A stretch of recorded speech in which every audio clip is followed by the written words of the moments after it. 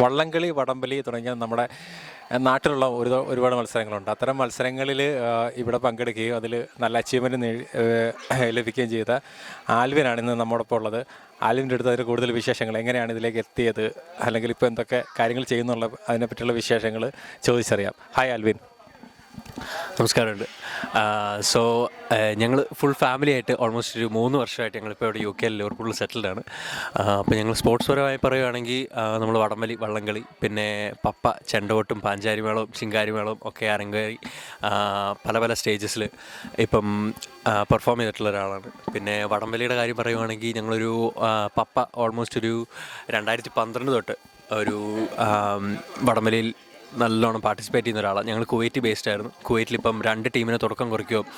അപ്പം ഇൻ്റർനാഷണൽ ലെവലിലോട്ട് 2015-16 ആദ്യമായിട്ട് ഒരു വടംവലിയുടെ റീസണിൽ നമുക്ക് വിസ കിട്ടി നമ്മൾ അമേരിക്കയിലും കാനഡയിലും അബുദാബിയിലൊക്കെ പോയ ഒരു ടീമാണ്. അപ്പം അങ്ങനെ അതിന് വിസ എടുത്തു കൊടുക്കുകയും അതിനുവേണ്ടി നേതൃത്വം കുറിക്കുകയും എല്ലാം ചെയ്തത് പപ്പയും ഞങ്ങളെല്ലാവരുമാണ്. പിന്നെ അത് കഴിഞ്ഞ് ഞങ്ങൾ ഇത്രയും ആക്റ്റീവായിട്ട് നിന്നിട്ട് ഞങ്ങൾ UK വന്നപ്പോഴത്തേനും ആൾക്കാർ ഇതിന് ഞങ്ങൾ വന്നെന്നറിഞ്ഞപ്പോഴത്തേനും ഞങ്ങൾ വന്നൊരു ആഴ്ചയ്ക്കുള്ളിൽ തന്നെ ഞങ്ങളെ വള്ളംകളിക്ക് ജോയിൻ ചെയ്യിപ്പിച്ചു. ഇപ്പം വള്ളംകളിക്ക് ജോയിൻ ചെയ്ത് ഞങ്ങൾ ആദ്യമായിട്ട് യുക്മയുടെ മത്സരത്തിന് വേണ്ടി കമ്പീറ്റ് ചെയ്തു.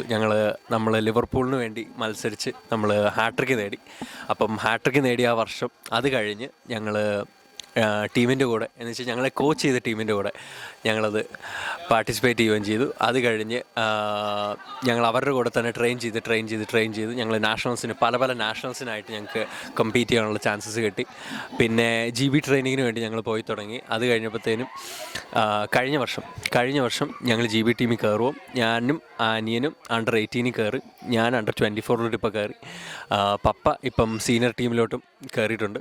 ഇപ്പം കഴിഞ്ഞ വർഷം ഞങ്ങൾ സ്പെയിനിൽ GB ടീമിനെ റെപ്രസെൻറ്റ് ചെയ്ത് പോവും. അടുത്ത വർഷം ഞങ്ങൾ തായ്വാനിലോട്ട് ക്ലബ് ബേസ്ഡ് ആയിട്ട് ഞങ്ങൾ പോകുന്നു, എല്ലാം ചെയ്യുന്നുണ്ട്. So we've been very sports oriented even after coming to UK, even before coming to UK. അപ്പം എല്ലാ രീതിയിലും ഒരു ആക്റ്റീവായിട്ട് നിൽക്കുന്ന ഒരാളാണ്. ഈ വടംവലി മാത്രമല്ല, ഇത് മാത്രമല്ല, വടംവലി ഉണ്ടെന്നറിഞ്ഞു, പിന്നെ ചെണ്ടമേളം, അങ്ങനെ കുറേ എന്തൊക്കെയോ പരിപാടികളുണ്ടെന്ന് അറിഞ്ഞു. അപ്പോൾ അതൊക്കെ എങ്ങനെയാണ്, അത്ര ഇൻട്രസ്റ്റുകളൊക്കെ എങ്ങനെയാണ്? അപ്പം ഉള്ള കാര്യം പറയാം, it's all thanks to my dad. പപ്പ കാരണമാണ് ഇതെല്ലാം നടന്നത്. എന്നാ വെച്ച് കഴിഞ്ഞാൽ പപ്പ ഇപ്പം ഞാൻ പറഞ്ഞ പോലെ തന്നെ ഇപ്പം പണ്ട് തൊട്ട് എന്ന് വെച്ച് കഴിഞ്ഞാൽ അവിടെ നടക്കുന്ന തനിമയുടെ വടംവലിയും എല്ലാ മത്സരത്തിനും പപ്പ കാണാനൊക്കെ പോകുമായിരുന്നു. അത് കഴിഞ്ഞ് പപ്പയ്ക്കുണ്ടായൊരു ഇതായിരുന്നു, ഒരു ആഗ്രഹമായിരുന്നു, ഒരു ടീം ഇങ്ങനെ തുടങ്ങണം, ഇങ്ങനെ ഇതിൽ കമ്പീറ്റ് ചെയ്യണം, ഇതിനെല്ലാം ചെയ്തിട്ടുണ്ട്. അങ്ങനെ 2012 ആദ്യമായിട്ട് KKB എന്ന് പറയുന്ന ടീം ഉണ്ടാക്കി ഞങ്ങളവിടെ മത്സരിക്കുന്നു.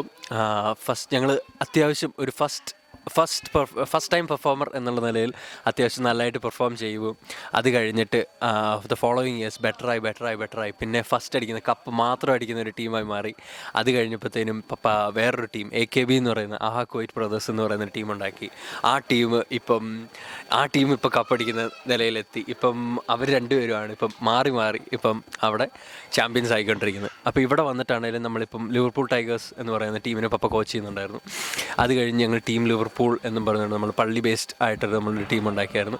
അത് കഴിഞ്ഞ് നമ്മളിപ്പോൾ പിന്നെയും ആ 2 ടീംസിനെ നമ്മൾ ഒരുമിച്ച് കൊണ്ടുപോയി നമ്മളിപ്പം എന്താ പറയുക, കോച്ചിങ് കൊടുക്കുകയും നമ്മൾ ഓൾ UK തലത്തിലുള്ള എല്ലാ വടംവലിയിലും നമ്മൾ മത്സരിക്കുകയും നമ്മൾ അത്യാവശ്യം നല്ല ഒരു പൊസിഷനിൽ നിൽക്കുന്ന ഒരു ടീമായി മാറുകയും ചെയ്തു.